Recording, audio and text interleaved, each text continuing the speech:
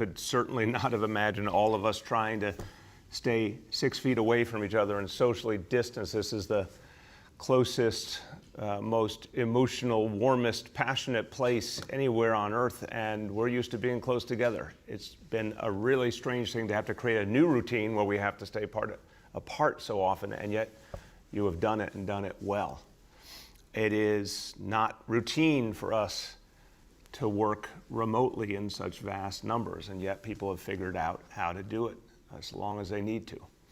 It's not routine to wear a face covering, Lord knows, but people have picked up the habit and gone with it. So this has been the reality in these last months, finding a way, despite the uncertainty, despite the confusion, finding a new way. And it won't be something we'll be doing forever, but it's something we'll do as long as we need to do to get through. And that's been true in all parts of our city, all parts of our society, but one of the most powerful examples has been with our public schools. What used to be routine isn't happening right now, but new routines have been established, and so many people are working so hard, students, parents, educators, to make it work and get the best for our kids.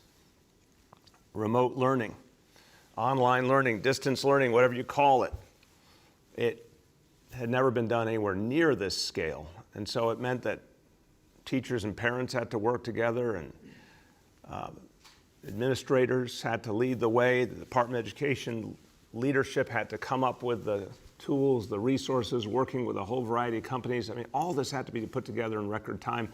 And the core transition took about a week. And I hope when the history is written, it will be really focused on that there was a week between the time in which our kids were going to a school building and the time in which they started to learn in huge numbers online.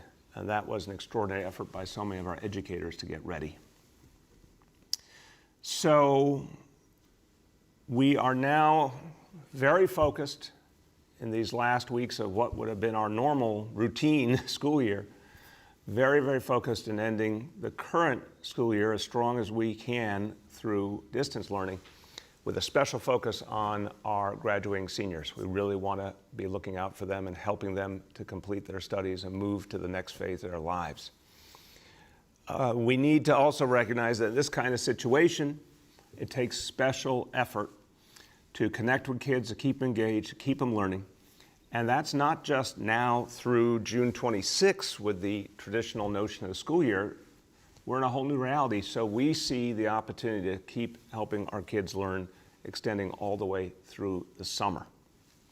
Remember, distance learning creates challenges, but also creates a world of possibilities. And for so many kids, this summer will be a chance to keep learning, either because they need a little extra learning and a little extra time, or because it's something they want to do to keep building up their academic strength. So let's talk about summer learning. We see it in the positive vein. Glass could be half full or the glass could be half empty. I'll tell you, my approach to life is to look for the half full. I know the Chancellor shares this view. We see this as a summer where unprecedented learning can happen, and it can propel us forward into the new school year. So we've had the opportunity in these last months to learn. Our educators have done amazing work with distance learning, and in the process figured out what works best, and are learning all the time how to do it better. And we're going to apply those lessons this summer.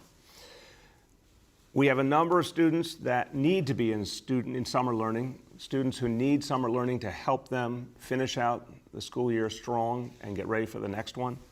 It's about 67,000 students in grades 3 to 8, about 83,000 students in grades 9 to 12, and then students with individualized education programs, special education students, 27,700.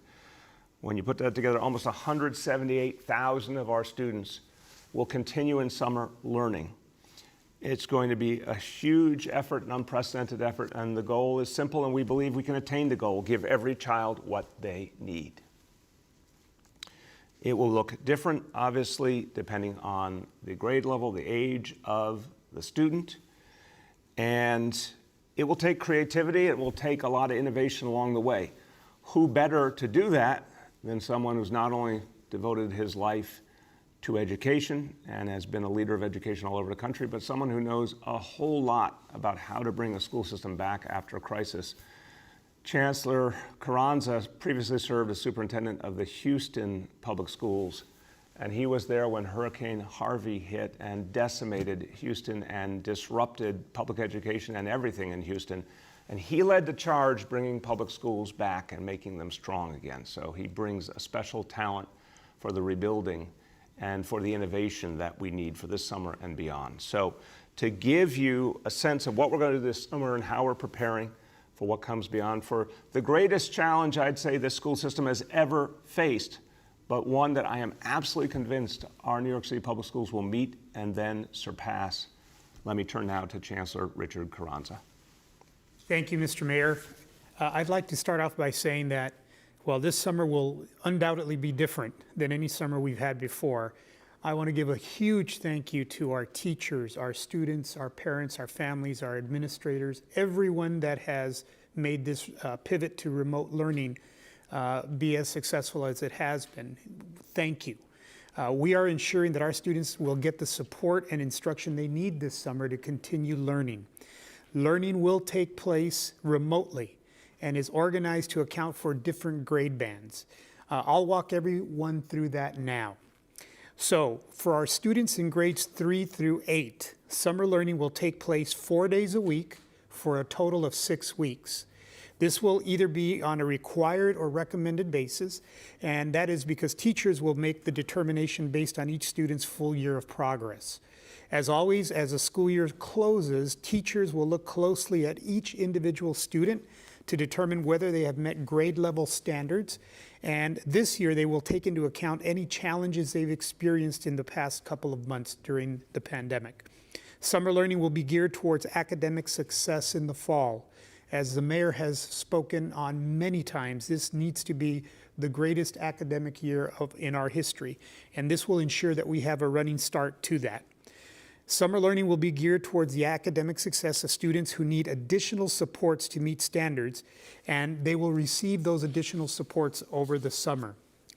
Teachers will communicate with families whether their student is required to participate in summer learning in order to be promoted in August, or recommended to participate to ensure they've achieved mastery of the standards. Students will also have check-ins with guidance counselors so that someone is always keeping a pulse on how they are doing in this remote learning environment. And it's summer, so we'll be incorporating things that students enjoy into the virtual experience, including social-emotional learning activities and virtual field trips. So that is for grades 3 through 8. In grades 9 through 12, for our high schoolers, it'll be just a little different. The schedule for summer learning will be 5 days per week for a total of 6 weeks. Students will have up to 5 hours of instruction daily in subjects they received a course in progress mark for, or if they failed in a prior semester. Like elementary and middle school students, these students will also have one-on-one check-ins and important enrichment activities as well. Again, we want to make sure that students are being supported not only academically, but in their social-emotional needs as well. For students with disabilities, our students with 12-month individual education plans will receive instruction and related services 5 days a week for a total of 6 weeks. This is also the same frequency that has happened in every other summer as well. Students will also get daily instruction and related services that are aligned to their individual education plan and remote learning plan. Students will also have check-ins with counselors and with other staff so that someone is always keeping a pulse on how they are doing as well in this remote learning environment. And as the students, these students will also enjoy the same opportunities for virtual field trips, social-emotional learning activities that their peers are receiving in the other grades as well. This obviously has been a constantly evolving situation, but there's one thing that hasn't wavered for a moment, and that is that the City of New York is focused on accelerating learning and making sure that all students stay on track for continued success the next academic year. And that is not changing when this school year comes to an end. Our priority continues to be the summer learning model that is to keep our students on track and ready to hit the ground running in September. Before I turn it back over to the mayor, I want to acknowledge our educators once again, who have worked so hard and adapted to these new realities with unparalleled spirit and enthusiasm and dedication. I hope that many of you decide to continue to teach in the summer. We need you and our students need you. Applications will be open this week and we encourage our educators to apply. And to our families, we know this hasn't been easy. Thank you for your help and your continued support in this heroic contributions to this effort in remote learning. And we know this means continued contributions over the summer. We can't do it without you. We wouldn't be here where we are without you. And as always, I say we have the best students, staff, and educators in the world, no matter the day or the season or the pandemic. Nothing will ever change that, and I want to say to you, thank you. And with that, Mr. Mayor, I'd like to turn it back over to you, sir. Thank you so much, Chancellor, and thank you again for your leadership. And the whole time, I can tell you one thing about Chancellor Carranza. He has been positive, clear, forceful throughout that we're going to get through this and we're going to find a way forward and reach all our kids. And thank you, Chancellor, for that spirit and for all you and your team are doing. Thank you, sir. Now, we understand, and no one's trying to say here that even though we're positive and we're looking forward all the time that it's going to be easy. 1.1 million students. They've gone through a lot. We've talked about it before. They've gone through a lot of disruption, a lot of challenges. Some have gone through even trauma. It's not easy for our young people. And on top of that, they're restless. It's been months that they're supposed to stay inside, especially hard as the weather gets warmer. So, look, I want to emphasize, and I'm saying this as a parent too, it's been tough so far on our kids. It's going to, in some ways, be even tougher as the summer goes on. We're going to have to be really creative in supporting them, really aware of all they're going through. Some of the things that any young person would be looking forward to in the summer, they'd be looking forward to, all the summer activities, barbecues and baseball, basketball, concerts, whatever it may be, all the things that happen in summer, going to the beach, all those things now are on hold. And it's tough. So we know that's a challenge, that kids are restless. We know they're feeling let down. We know a lot of kids are feeling isolated. We know we have to watch out for their emotional needs, and we also have to watch out for their academic needs, because any summer there's the possibility of learning loss over the summer. That could be a greater challenge in a summer like this. At the same time, again, we're going to bring some tools to this that might help us fight back against that learning loss in ways we never have been able to before, and in fact, give kids who want to go even farther and accelerate their learning the opportunity to do that. So we got to look at the challenges, but we also have to see the opportunity to do more that this moment affords us. So today I'm just going to give you a beginning of some of the ideas we have about how to address the summer and the needs of our young people. There'll be much more to say in the coming weeks. But here are some of the ideas that now are being worked on, and these are some of the virtual approaches that young people can tap into and enjoy even if they have to stay home. Virtual field trips is something that offers kids a whole opportunity to see things that they care about and want to learn about. New educational programming on TV, radio, as well as online. E-books being made available with lesson plans, all sorts of things that will help young people who want to engage in different ways and who need to engage to continue their learning. And then there'll be more structured activities, virtual clubs, ways of bringing kids together where there's a social element, where they're connecting with other young people, but in a safe manner. These kinds of ideas are being worked on. We're working with museums, we're working with libraries, we're working with the private sector to come up with more and more engaging ideas. And a lot of people want to help our young people. Talk to a lot of folks in the media and entertainment world. They want to help provide new and better options for our young people. So this is a little framing of what is to come, much more to say in the next few weeks. But we're going to provide a rich range of options and safe options for our young people. Okay, now, one of the things that has become clear in this crisis is when you need to do distance learning, when you need to do online learning, you got to have a device to learn on, you got to have internet service. And we've all known about the digital divide. We've all talked about the digital divide, but it became very real and very tangible when this crisis hit, because we knew a lot of kids couldn't get what they needed because they didn't have the technology. And so the chancellor and his whole team, they really very urgently and immediately said, we're going to solve this problem right now. They went out and acquired 300,000 iPads, and we have been reaching out incessantly over the last weeks to find any family that needed one for their student. The original goal was 300,000 to be distributed to public school students. We kept reiterating the opportunity, and many, many people signed up, but we saw there still weren't as many signups as there were iPads, so we opened it up further.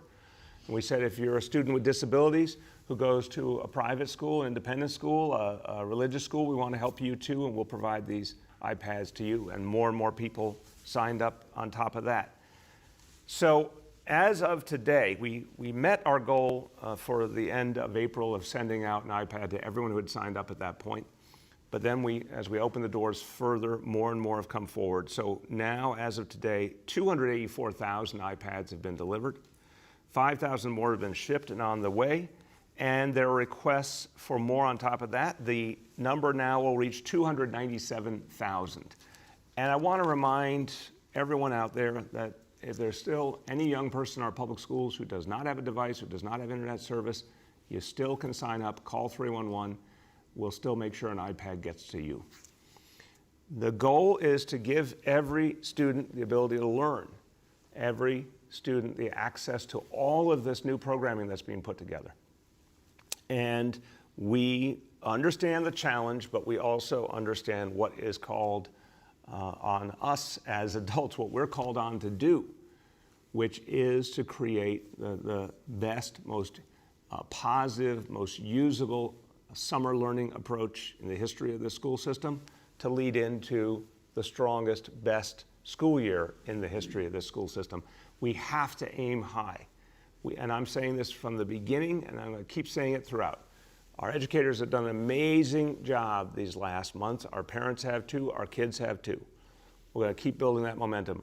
When we come back in September, we're going to do things that have never been done before to accelerate the learning of our students, so they will catch up from anything that might have been missed in this crisis and then go beyond. Before this crisis, New York City public schools were getting better all the time. We are not going to let that momentum slip. We're going to take this moment, this heroic moment, what we've seen from our educators, and we're going to build upon it and create a new kind of momentum. You know, lots and lots of people are asking questions about what's going to happen in the fall, and it's still too early, of course, to predict. But I'll tell you one thing, when we look to the fall, when we look to everything we want to do to reopen schools, unquestionably, number one factor will be safety, the health and safety of our children, our parents, our educators, our school staff. And we've been looking at that from the beginning, and that's going to be the first question in answering all of the challenges ahead. Now, that would have been true had we not seen the developments in the last few weeks. But obviously what we've seen with this new syndrome, MIS-C, causes us additional concern because it's about safety and health. So if something new is happening or something has become evident that wasn't evident before, we're going to focus on it, stay focused on it, and it of course will be a factor in making decisions about what we do with our schools going forward. Multisystem inflammatory syndrome in children. This is the name that the Centers for Disease Control has now given it. This is what we will refer to it as. And I told you yesterday, new guidance has come from the CDC, and we're working with that now. So MIS-C. The symptoms are there on the screen. We've talked about them a number of times. If any child in your life has those symptoms, particularly in combination, please call your doctor immediately. If you don't have a doctor, call 311. Now, as of this moment, with the initial definition we used, 147 confirmed cases, 69 of those cases, kids who tested positive for COVID or had antibodies. One child has been lost, and obviously we never want to lose another child. We're going to have more updated information with the new categories, the new specifications we've gotten from the CDC. We will keep updating you on what we're learning as a result of the work the CDC is doing. But the bottom line is it is so important to just get the message out. Early detection makes a huge difference. If you see these symptoms in children, call it in to a healthcare professional immediately so we can protect that child. Now, to protect all of us, we need to make sure our hospitals, our healthcare providers have the blood supply that they need. Normally, honestly, this is something that year in, year out, the blood supply is secure, it's strong. We've really not had a situation like this before. I've talked to a lot of our health leaders and they don't remember anything like this, but it stands to reason. We've never had an economic shutdown before.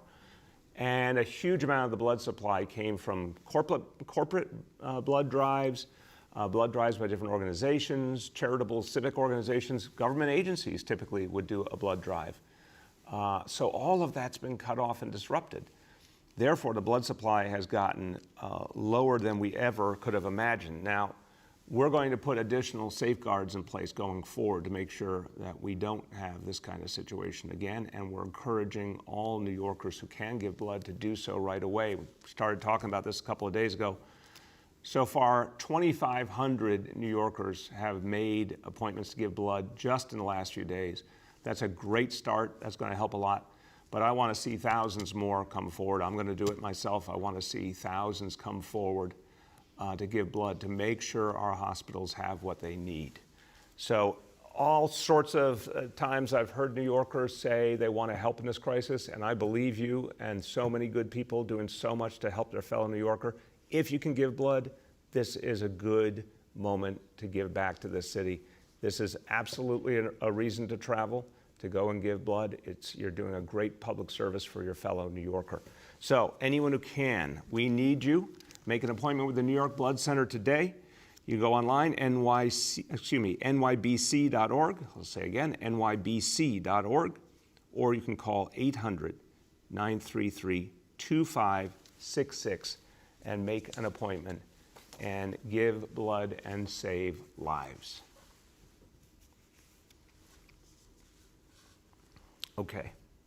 Now, when we think about what we've learned, and we've all learned so much during this crisis, here's a disease that, again, less than a year ago, no one had heard of in terms of it being something that affected human beings. And we've all had to make so many adjustments, learn so much, and we still don't know everything that we need to know about this disease. The entire international medical community doesn't know enough. But there's some things we do know, and one of the things we've seen here in the city and around our nation is that this disease amplifies the disparities that already exist in our society.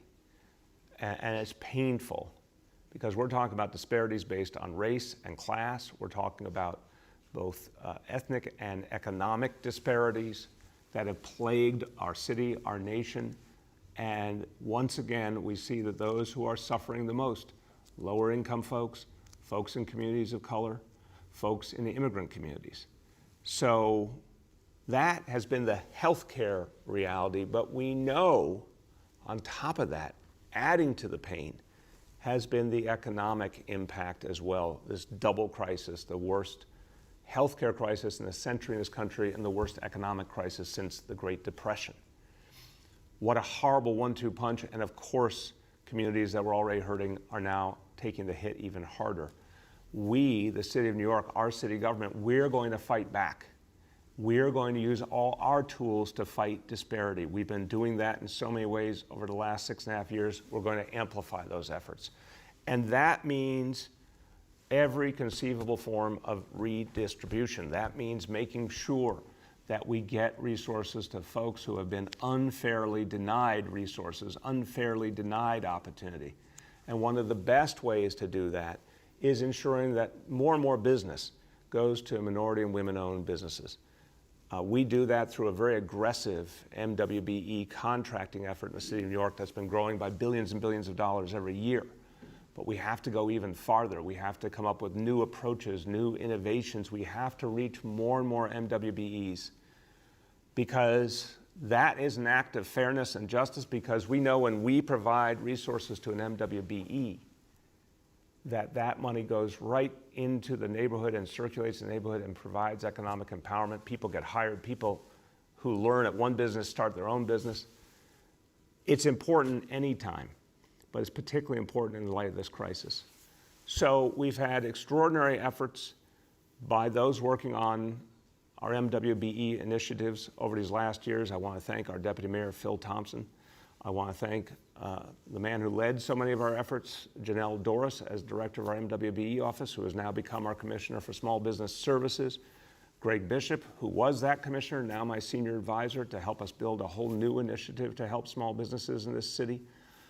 They all made major, major contributions. But with Janelle taking on his new role, I have the honor of naming a new senior advisor and director for our MWBE office.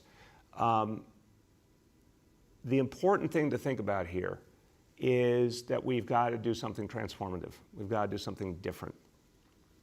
And to do that, I wanted someone who had already proven her ability to make change and to take us places we hadn't been before. Magali Austin, known as Maggie. Maggie has served for years as our Chief Diversity and Industry Relations Officer for our Department of Design and Construction, DDC. Department of Design and Construction does a huge amount of work around this city.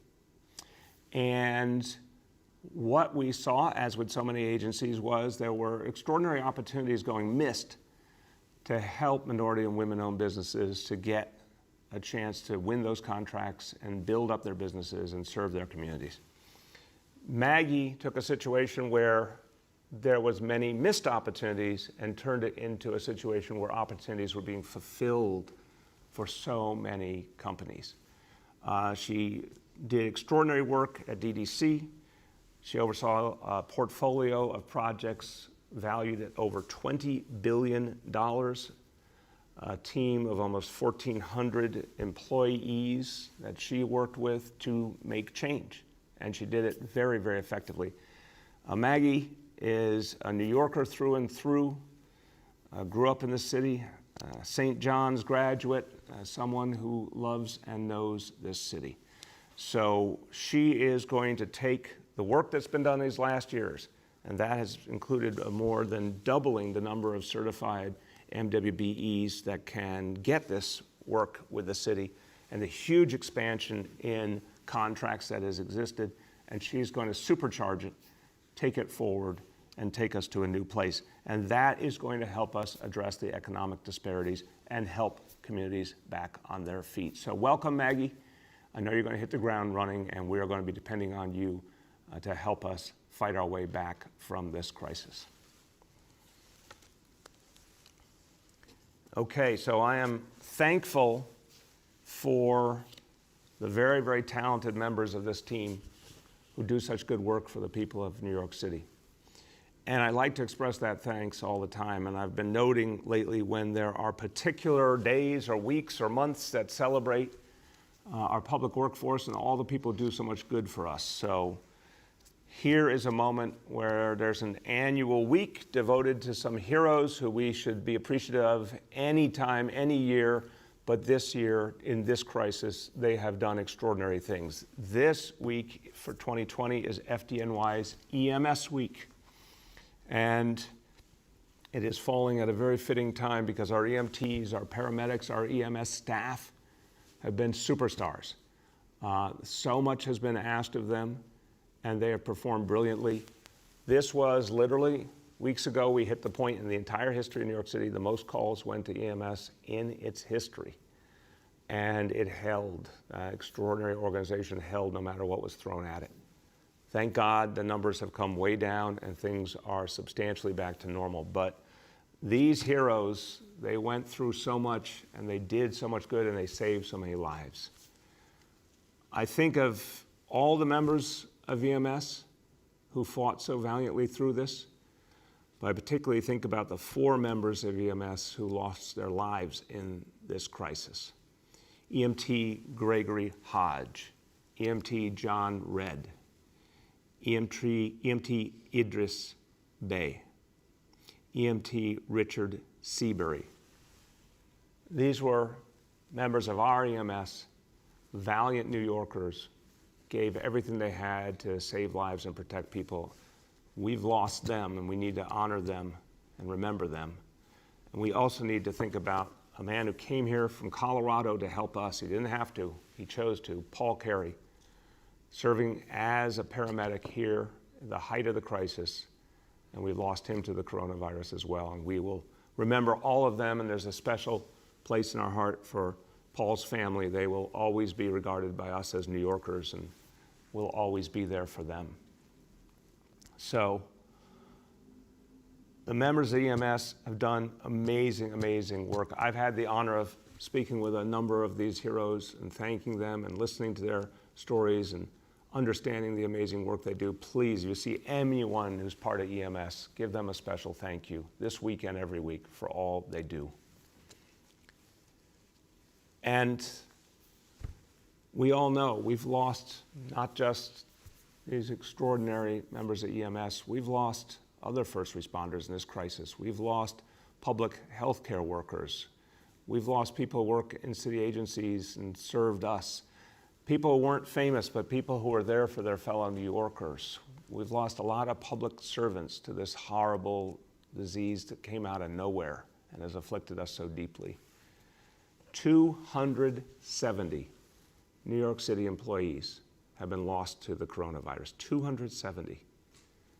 And it's so important for us to say to their families that we will be there for you, not just words, but deeds. We will be there for you. We owe that to you. Your loved one gave their all to us. We will be there for you. A few days ago, we extended health insurance for an additional 45 days to families of city employees that we've lost. That was at the request of the Municipal Labor Committee. And we've been fighting to get more and more benefits for the families who have lost loved ones in the federal stimulus legislation. And there is some very good activity in Washington. I want to be clear, in the stimulus passed by the House, in a separate bill passed by the Senate, sponsored by Senators Schumer and Gillibrand. Very good steps are being taken to help first responders, to help people who have been heroes in this crisis and the families of those we've lost. But we need to go farther. We waited to see what was going to happen in Washington. What we've seen is a step in the right direction, but it's not enough. So we need to go farther. Many leaders have called for new and better approaches to helping those that we have lost and their families. And I want you to know, everyone who's been raising the concern, I've been listening. Members of the City Council, I know in particular, Councilmember Danique Miller, Councilmember Joe Borelli have been two of the particularly strong voices. So I've come to the conclusion that the right thing to do is to help the families who have lost their loved ones, to give them line of duty benefits. This horrible crisis came out of nowhere, grabbed this city, and these valiant city employees kept fighting no matter what. The city of New York believes, I believe, they deserve, their families deserve line of duty benefits for any death that was connected to COVID-19. So to get that done, I'm calling upon the state of New York to act. And I am officially asking the state of New York to authorize line of duty benefits for those public employees that we've lost. We'll work with all of our partners in Albany to get this done. We'll work with the City Council. We need to take this weight off the shoulders of the families of these valiant New Yorkers. They need to know their futures will be secure. And look, we can give all the praise, and we mean it. I know I speak on behalf of 8.6 million New Yorkers when I express my condolences to the families who have lost their loved one, my appreciation for all these public servants we've lost and all they've done for us. But these families need to know that they will be protected, and that's why we're going to fight for line of duty benefits for them to protect their futures.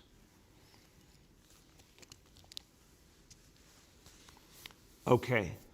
Now, let's talk about our daily indicators. This is what we every day look to help us understand how far we've come and where we're going. Some days are really good, other days are a mixed bag. Today is a mixed bag, and it's a reminder of how much we have to stick to the plan. So, indicator 1, daily number of people admitted to hospitals for suspected COVID-19 is up from 48 to 57. Again, a much lower number than we used to have, which I always appreciate, but still, numbers going in the wrong direction today. Daily number of people in ICUs across health and hospitals for suspected COVID-19 has also gone up from 475 to 492. But the percentage of people who tested positive for COVID-19 citywide has gone down from 11% to 9%, and I very much like to see that single-digit number, 9%. So again, mixed bag, more to do. Take some real comfort and some real inspiration from that last number, because that's a real good sign. But let's keep focused on the mission, and we will get there together. Okay, a few words in Spanish. Los neoyorquinos se han adaptado tan bien en esta crisis. En ningún lugar más que en nuestras escuelas públicas. Nuestros hijos necesitan desafío y enfoque. Y eso es justo lo que les vamos a dar este verano. Vamos a estar listos para que este próximo año escolar sea el mejor en la historia de nuestra ciudad. With that, we will turn to our colleagues in the media. Please let me know the name and outlet of each journalist. Just a quick reminder that we have Chancellor Carranza in the blue room, and on the phone we have Dr. Barbeau, Dr. Katz, and Commissioner Campion. Alex from Chalkbeat is up first. Alex? Mr. Mayor, two quick questions. One, I'm assuming the expansion of summer school is meant to help students who have struggled with remote learning. So I'm just curious, like, how more remote learning will help? Like, will it be different at all from what students were getting during the regular school year? And two, you talked a little bit about situations where it could be mandatory and situations where it wouldn't. Can you just spell out a little bit more clearly, like, when this will be mandatory and when it won't, and whether parents can elect into it if they want to? Like, if they think their child might need more support over the summer, can they ask to be part of it? Alex, I'll start and turn to the Chancellor. Look, the question's fair. If a kid hasn't done everything they need to, how does more help them? Well, first of all, I'd say a lot of kids, the disruption, the having to get used to a new model, there's a certain amount of drag, there's a certain amount of acclimation, and that's true for all of us. Educators getting in the swing of it, parents getting in the swing of it, kids getting in the swing of it. Also, a lot of kids, as we said, didn't have the technology, we had to get it to them. But I think it's really true to say with every passing week, everyone's learning how to do it better. So if a young person couldn't get done everything they needed to do, but we have, more time and a more flexible approach that we can apply in that time, it stands to reason that you're going to see additional gains. So that's something that I'm convinced is going to work for a lot of kids. With that, on the other questions you asked, turn to the Chancellor. Yes, so thank you. Thank you, Alex. I think what's important to understand here is that the people who know their students best are parents, teachers, and principals. So the recommendations as to who is required to attend summer learning and who is recommended is going to be that individual analysis that teachers in communication with parents are having in terms of their child's academic progress. There are some students that will be required to attend summer learning. For example, students that at the end of the term are recommended for non-promotion, they'll be required to go to summer learning. Students at the high school level that have an in-progress classification will be required to go to summer learning. But there are others, and to your question, that communication, that back and forth between parents and teachers could lead to a student being recommended because they have more gaps to fill or they have more learning that they need to do. This is why the two words we've used from the beginning of our pivot to remote learning, flexibility and patience. And we're really going to count on our parents and our teachers to continue in that mode. But there's a myriad of reasons why a student would be required or recommended. And again, the people that are best positioned to make those kinds of decisions are their teachers, principals, and parents working in concert. Emily from New York One is up next. Emily? Mayor de Blasio, how are you, and how is everyone on the call? I wondered if the projection of students in grades 3 to 8, much higher than those who were managed to attend summer school last year, if that's an indication that some students have fallen very far behind during the pandemic, during remote learning. Yeah, Emily, I think it's quite clear that you take away, months of the school year in the much more effective setting of everyone being together in a school building where teachers can use all their skills to maximum impact. Of course it's going to have an impact, and it's going to be a negative impact in a lot of cases, but what is important is how much ground has been made up by kids, by parents, by educators in the meantime. And it's actually very striking to me. I think this is, very legitimate glass half full, how many kids manage to keep going and keep learning so effectively. But it stands to reason. It would be harder, and some kids would have to need more time and more help. But the fact is, here's the good side of the equation with distance learning. It's very flexible. You can do it, different times of day. You can do it weekends. You can do it summer. And so it's going to give us that catch-up opportunity. So unquestionably, more kids need the help than would have been true in a traditional year. But Students were being served in summer learning. It's not an apples to apples comparison because there was a lot of other kinds of summer programming, and schools had their own individual summer programs. This year is going to be centralized because we want to reach as many students as possible. Again, the academic term has not finished either. We haven't ended this school year, so we are projecting and providing capacity to be able to serve as many students as possible, and students that will need this kind of support. So it's a combination of both being prepared and also looking and triangulating the data from last year and looking at what should we be ready to do. We feel very confident that every student that needs this kind of support, and we want to make sure that teachers that recommend summer learning for their student, there will be a place for that student to be able to have that service. Shant from the Daily News is up next. Shant? Good morning, everyone. Another question about summer school for you, Mr. Mayor and Chancellor Carranza. Can you provide details of the pre-recorded lesson component and address possible concerns that kind of approach won't really engage students? Also, on line of duty benefits, given that both the state legislative process and basically everything in Congress can take a lot of time, why not use your emergency power, Mr. Mayor, to expedite some level of funding out of the city budget to families of first responders? Thank you.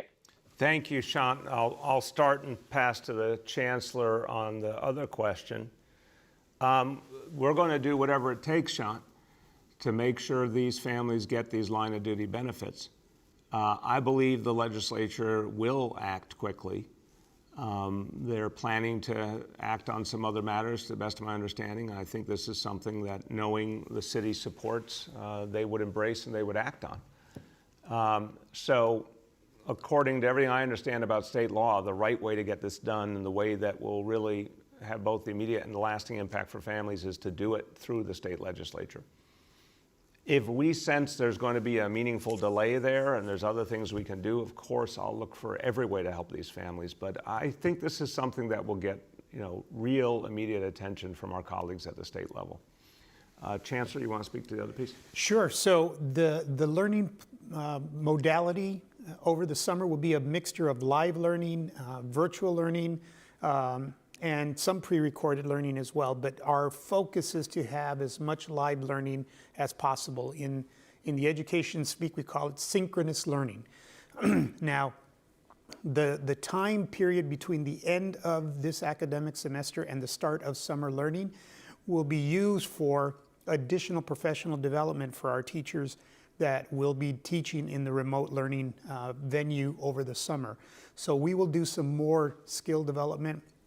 Actually, we have quite a number of teachers in New York City that are already very skilled at remote learning, synchronous learning, live teaching, if you will. So we're going to also tap into their expertise and share that broadly over the summer as well as how we prepare for any eventuality as well. So it'll be a mixture, but again, it's all focused on making sure that students are engaged and they're making up or taking care of whatever educational requirements they need. The one other thing that I can't emphasize enough is these one-on-one check-ins that will happen. Counselors will be available, social workers are going to be available, teachers will be checking on students. So again, the social-emotional needs, a trauma-informed pedagogy that we will be providing to students and families over the summer is in many ways just as important as the academic needs being addressed as well. Aaron from Politico is up next. Aaron? Good morning, Mr. Mayor. Two questions. One about line of duty. Do you have an estimate for how much this will cost? And just to clarify, you're talking about all city workers, not just uniformed first responders, right? And my second question is, have you discussed with the governor what will happen if the city hits the state's indicators, but not the city's indicators? It sounds like you said the state indicators should be hit in the first half of June. We haven't seen long stretches of continuous progress on the city ones. So what's going to happen if those aren't in sync? Aaron, on your first question, we'll get you the dollar estimate, but the bottom line, yes, all city employees who died because of COVID-19, so let's be clear, all city employees who died because of COVID-19, their families will receive death benefits. This is what the city of New York wants to see happen. This is what I want to see happen. Again, we'll go to the state legislature to get this done. We expect a lot of partnership there.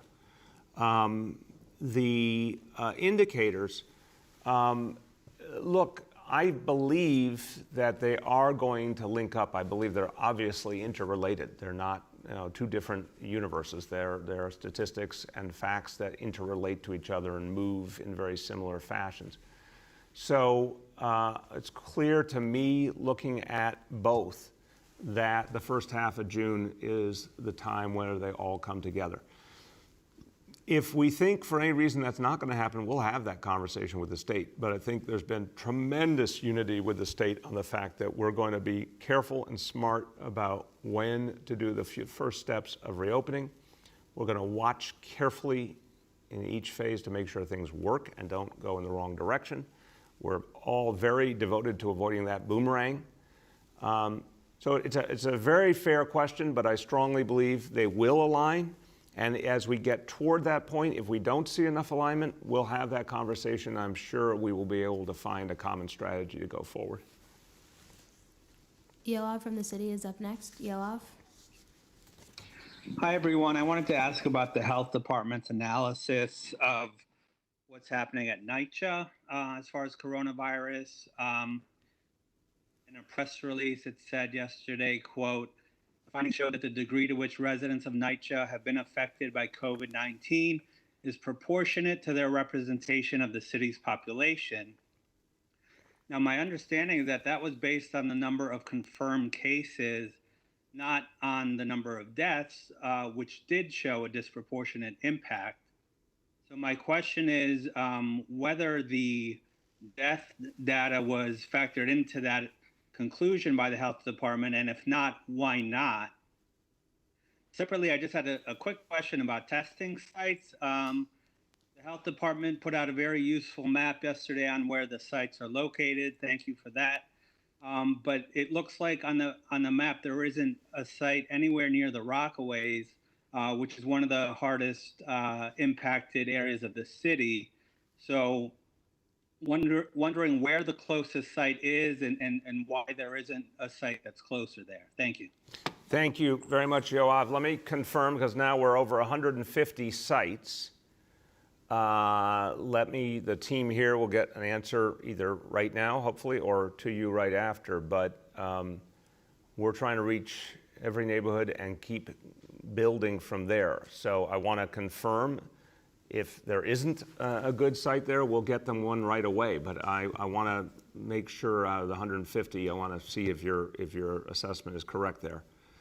Look, any place that needs more, the goal is to keep spreading the testing farther and farther around the city, keep adding more and more sites.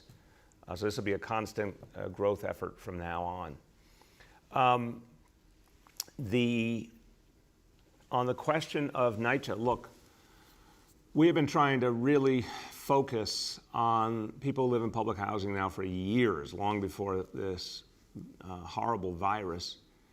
And I have to be blunt that for a long time, I think the city government tried to ignore its obligations to public housing. And we, over the last years, have put a huge amount of resources into trying to improve the lives of public housing residents who have gone through so much. They happen to be folks who fall exactly into the categories of people who have borne the brunt of this crisis. Obviously, overwhelmingly lower income folks, people from communities of color, folks who in so many cases have not been given the health care they deserved over years because health care is still given out according to your bank account, not your need in this country, and that's wrong. We're trying to fix that with guaranteed health care.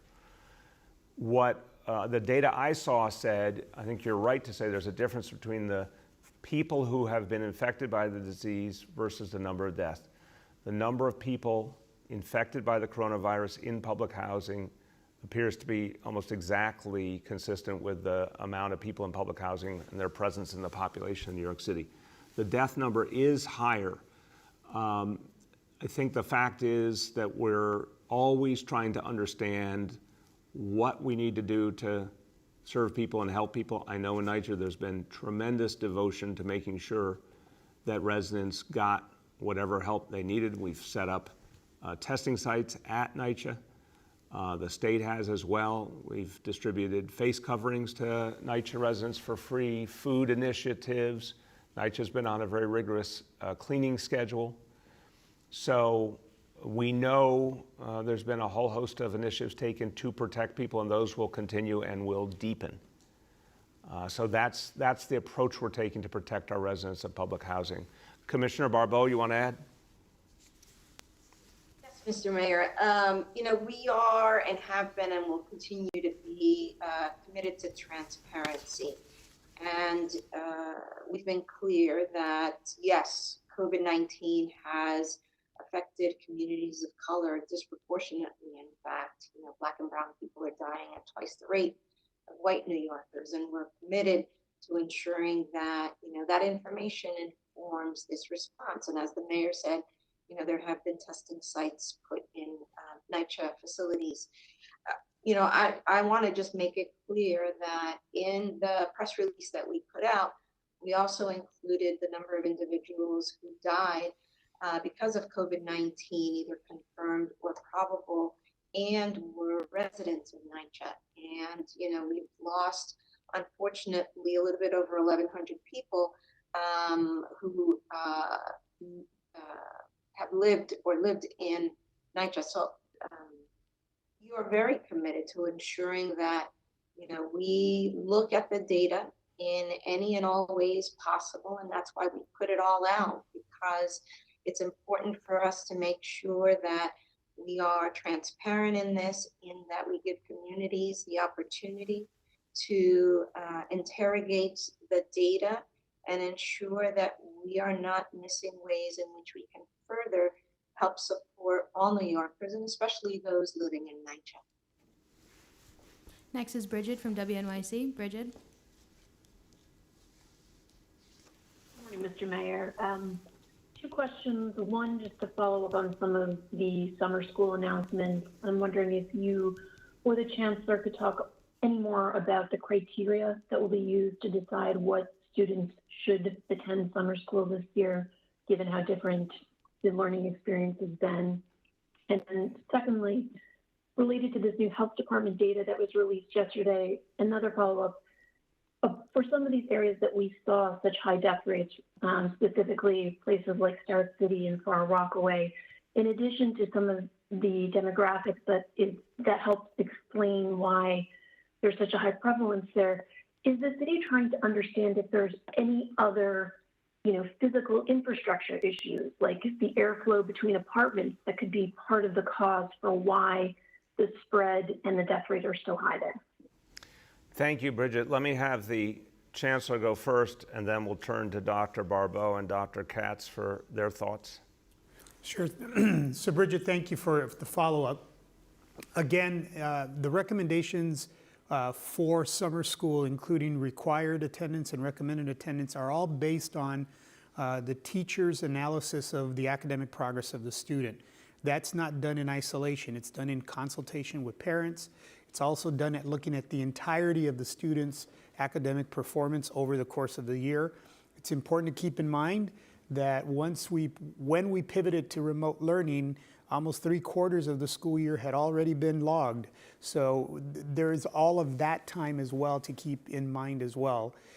Earlier there was a question about, is there an opt-in option? There isn't an opt-in option, but if a parent does feel that their child needs some additional instruction in this summer remote learning venue, that's a conversation they should have with their teacher.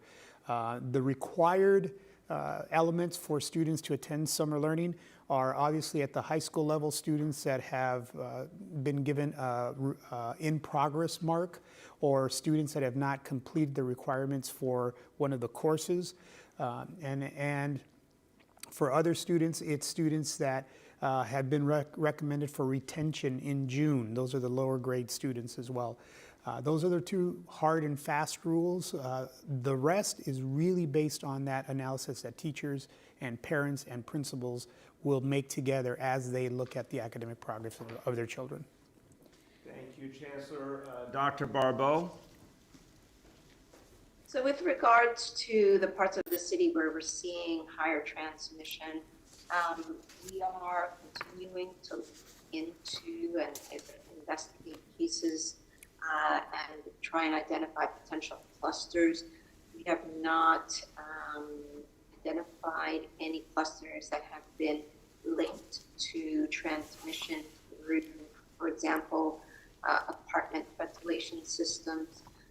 There is, to my knowledge, no indication in the ever-growing literature that's being put out by scientists across the world in terms of COVID-19 being transmitted through ventilator systems. And so, it's something that we are continuing examining the literature, and I think the best advice that we will continue to give New Yorkers is what we've been saying with regards to the best way to slow down and stop transmission of COVID-19 is for individuals to practice good hand hygiene, practice good respiratory hygiene, meaning covering your mouth and your nose when you cough or you sneeze, diligent hand washing, use the face coverings when you go outside, and staying indoors as much as possible. Next is Matt from Newsday. Matt? Hey, Matt. Matt, Good morning. Can you hear me? There you go. How you doing? Hey, good. I'm doing all right. How about yourself? Good, thank you. For the mayor, will a business hosting an illegal gathering be spared a summons provided the gathering disperses immediately upon request? And for Dr. Barbeau, was the PPE in that depot at issue in March primarily intended for healthcare workers? Wait, say that again, please, that last part.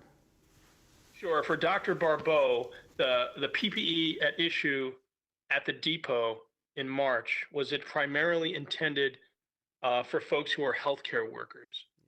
So, Matt, let me start on that, and we'll turn to Dr. Barbeau, and then I'll answer your other question on the businesses. Again, I think the frame of the question misses the way we had to approach this from the beginning, and I was intimately involved in the efforts to find PPEs all over the globe to protect our people. I spent a whole lot of time, whether it was on the phone with the White House or FEMA, or whether it was calling people who had leads to get us PPEs, or talking to CEOs of companies who produce them, or working to get them produced here in New York City. So I can tell you from a lot of knowledge that from the beginning it was clear we were really in a dangerous situation of not having enough of a supply coming from the federal government or from the international market. And we had to keep building that supply rapidly. But we had to think about that supply in terms of the needs of our hospitals, our healthcare workers, and our first responders, because everyone was interconnected. An EMT or a paramedic who brought someone to a hospital was in the same connection that doctors and nurses were who treated that patient. Many, many times, our police officers had to go into situations where they were dealing with people with COVID-19 and had to help them in a variety of ways. And everyone deserved protection. So again, I have a feeling of tremendous respect for all of our public servants who serve at the front line. Our first responders, we were asking so much of them, they deserve protection. Our healthcare heroes deserve protection. Our job was to take whatever we had, get it to everyone who needed it, and then keep finding more all the time.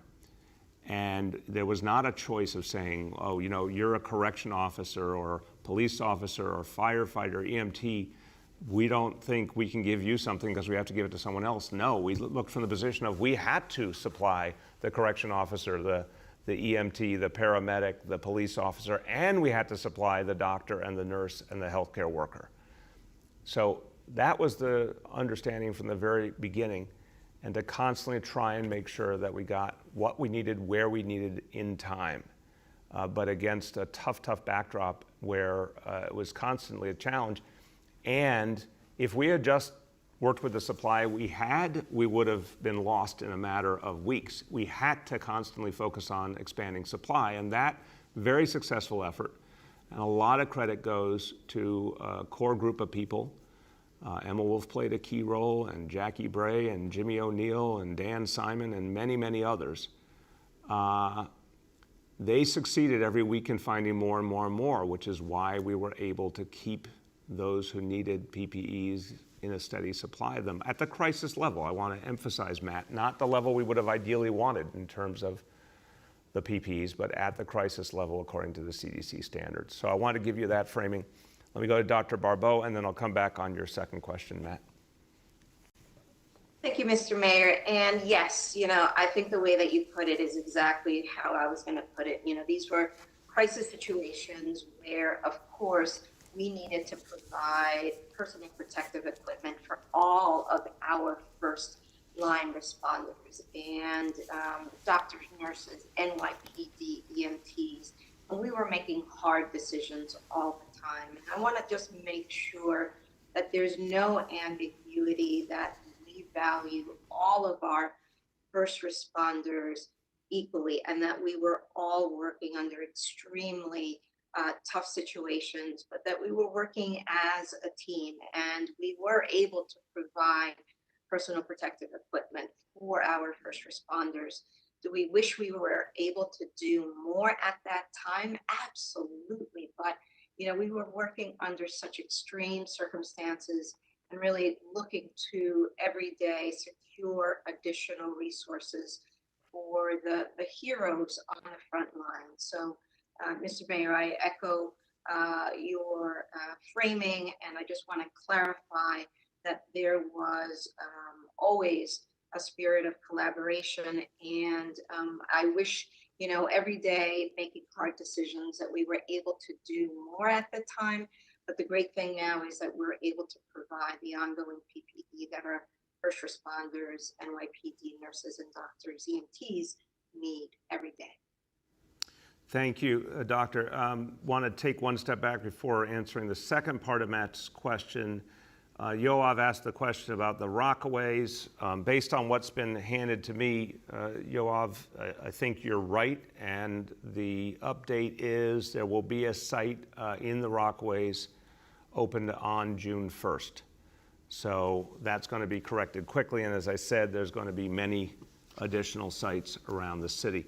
On Matt's question, Matt, you'll remember the day that I directed that restaurants and bars no longer serve people in person, no more dining in restaurants and bars, drinking in bars. That was a long time ago that we made very, very clear that was unacceptable.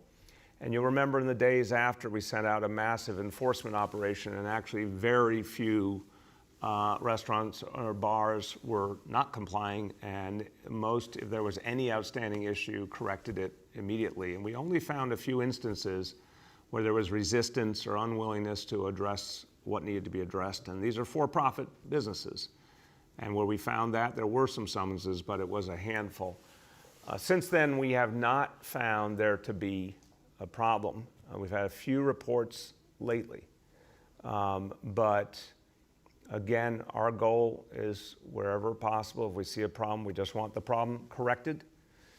We're not trying to take money out of people's pocket in the middle of an economic crisis. We want the problem corrected. If there's resistance to correcting the problem, then we will unquestionably issue summonses. If there's continued resistance, more summonses, or even close down a business or a building. So I think, as much as I understand the real desire to see clear, linear dynamics, the one thing I want to emphasize is the overwhelming reality has been people have done what we've asked them to do, and most people, when reminded, take the reminder and act on it accordingly. And we have very, very rarely, since this crisis began, had to use summons. But when we need to, we will. It's quite clear. If the only way to fix a problem is with a summons, we will absolutely use a summons. Jeff from the New York Times is up next. Jeff? Good morning to the mayor and the panel. Two questions. The first one is for Dr. Barbeau. Dr. Barbeau, after attending 54 out of 55 news conferences since the first positive case of coronavirus in New York City, why have you been absent from the last 4 news conferences? The second question is for the mayor. Mr. Mayor, who among your commissioners and senior staff is in charge of the city's public health response to the coronavirus pandemic? So Jeff, I'll start. I see you're always interested in personnel matters, and that's great, but I think you should never miss the forest for the trees. This is a team effort. It was constructed as a team effort. It has been a team effort. It will be a team effort. And whatever definitions you or anyone else wants to put on, that's fine, but we're the government here to serve people, and we build the operation that will protect New Yorkers, and that's exactly what we've been doing. So the way I look at it, we have a team, Dr. Perea Hense as deputy mayor, working with commissioners under his leadership, including Dr. Barbeau and Dr. Katz, Jay Varma's good work as my senior advisor, and we work with the state and we work with the federal government. And this is something that we work on literally, of course, every single day. So that's the way we have structured things. The major decisions come right here to me. Throughout this whole crisis, that's been the reality. This is the farthest thing from business as usual. And the other reality is that when we organize a press conference, and we've been having them incessantly, we put together whatever group of officials makes sense for that given day. And that's what we'll keep doing. So you can expect that every day you'll see different lineups, and that's been the reality from the beginning, and you should expect that going forward. But again, I don't know, I think some people like to see things in silos. I don't. I've spent 6.5 years breaking down silos in this government and trying to create much more of a team approach. And that's the only way to handle something of this magnitude. So that's how we've structured things. Dr. Barbeau, you want to add? Mr. Mayor, just to echo what you said, that this response has been characterized by a team, and I am committed to continuing to work as part of that team. Thank you. Last two, Kathleen from Patch. Kathleen. Hi, this is a question about the summer programming. how and when will families find out when their kids have taken these classes? Will they be staggered through the summer, or will they be taking place in one block of time, say July and then 2 weeks in August? And then my second question is, do any of the summer programming include opportunities for kids to be earning some money this summer as they might have done before the crisis hit? So, Chancellor, you're going to talk about how you're structuring the programs. Look, Kathleen, on your question, we very much want to think about anything and everything we can do to help our young people this summer. The traditional methodologies that were available to give kids summer opportunities where they could earn money, those have obviously been profoundly disrupted. Our budget's been profoundly disrupted. But we're going to still keep trying to find solutions. We're going to work with the City Council to see if we can think of creative ways to move forward. But in the meantime, we're going to make sure, even if kids can't get outside, that there's a lot of great opportunities for them to learn and have positive engagement during the summer months. Chancellor, you want to speak to the specific questions? Sure. So the summer learning time will be in a block of weeks, 6 weeks. There won't be any staggering. It'll all happen simultaneously, July through August. Last question goes to Duncan from the Gay City News. Duncan. Hi, Mayor. I hope you're doing well through all of this. Thank you, Duncan. How have you been? I've been fine, thank you. I have a very quick question about shutting businesses down, which you've spoken to. Exactly how do you propose to do that? Do you have to go to court to get a temporary restraining order as a prelude to a court case? Can the health department just shut it down? Can the NYPD just shut it down? What's going to be the methodology if you have to do that? It's a great question, Duncan, and I'm happy to say, and our team will get you the exact scorecard here, if you will, but I gotta say, whatever we may have thought would happen in a situation like this, our city has been amazing in the sense of how little we have seen. Again, it's now been, March, April, halfway through May, 8.6 million people, and the greatest healthcare crisis we've ever seen. You might have expected a lot of people to not make the adjustments or try to resist or be really greedy, and you didn't see that. You saw the vast, vast majority of people really respect what had to be done in this crisis, support each other, do the right thing. Again, that right after the order on the restaurants and bars, I would not have been shocked if there was a need for a certain amount of enforcement. There was almost none necessary in terms of any kind of sanction. So I do think it's important to recognize how rare it has been that we have needed to take the more rigorous measures. Now, you talked about the process, and again, we will get you more information about the specifics. The court system's obviously not functioning as normal right now. Best of my understanding, immediate actions by the police department, fire department, buildings department, sheriff's department. If they see something that is an immediate danger, they can act. Obviously, we're under state of emergency, so that empowers actions on behalf of public health and safety. But I also understand the health department's ability to issue a cease and desist order if they see something that presents a public health hazard, and the commissioner's order is something that could be acted on very quickly. So Commissioner Barbeau, you want to add to that?